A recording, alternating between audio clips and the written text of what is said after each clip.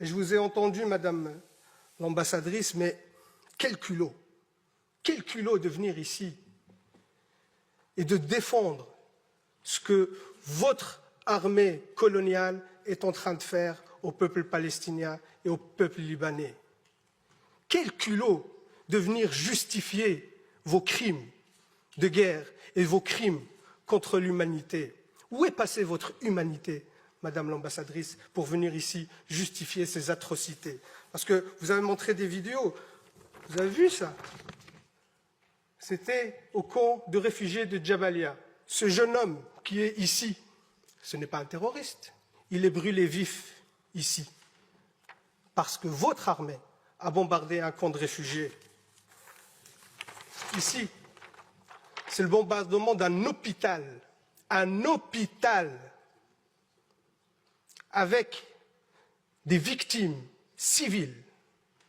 Votre armée a tué en quelques mois autant d'enfants que sur les 4 dernières années dans tout conflit confondu par le monde. Et ça, vous venez de le justifier. Est-ce que quand vous tirez sur des enfants, quand vous tuez des enfants, des femmes, est-ce que c'est ceux-là qui vous terrorisent? Aujourd'hui, c'est ceux-là que vous appelez des terroristes et que vous luttez contre. Quand vous bombardez le peuple libanais par du phosphore qui est interdit par le droit international, c'est pour lutter contre le terrorisme.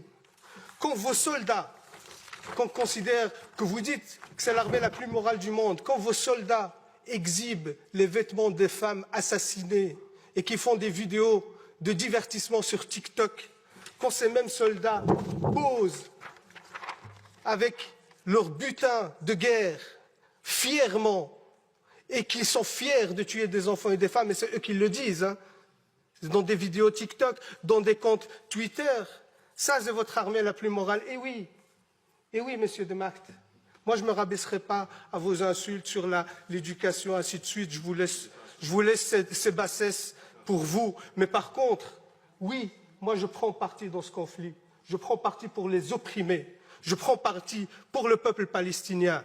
Et ça vous a tellement agacé que je brandis le drapeau palestinien dans cette commission. Je vais le refaire, monsieur de Macht. Ce peuple a le droit d'exister, a le droit à sa liberté. Ce peuple a le droit à son indépendance. Ce peuple a le droit à la dignité. Et vous les combattez. Vous faites un nettoyage ethnique. Vous faites un génocide contre le peuple palestinien sous prétexte de lutte contre le terrorisme, alors que c'est vous, l'armée la plus terroriste dans la région. C'est vous les vrais terroristes. C'est vous qui colonisez la Palestine depuis 76 ans. 76 ans. Il n'y avait pas de 7 octobre depuis 76 ans.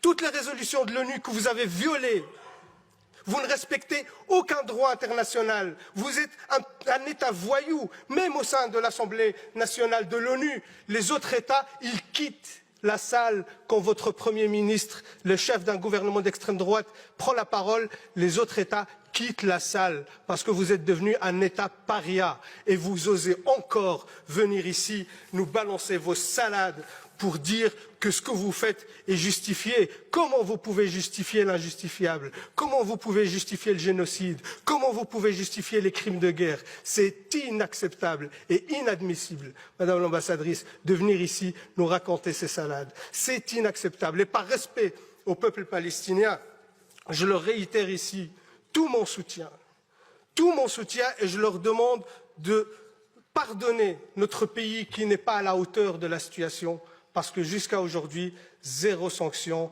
ont été prises contre votre État. Et vous savez, vous avez justifié vos réactions parce qu'on vous a lancé des roquettes. Une autre étude sur les attaques en jaune, les attaques libanaises, en mauve, les attaques israéliennes. Qui est le terroriste de la région? Vous êtes l'État terroriste et vous avez des comptes à rendre. Et c'est une honte aujourd'hui que vous restez encore impuni, qu'il n'y a aucune sanction contre vous. Je termine par là, Madame la Présidente, même s'il y a beaucoup de choses à dire, mais on est limité par le temps, mais je pense que l'essentiel a été dit. Et surtout, ce qui est encore honteux, qu'il y a encore des porte-voix et des porte-paroles dans ce Parlement qui soutiennent cette politique génocidaire, et ça, c'est inadmissible.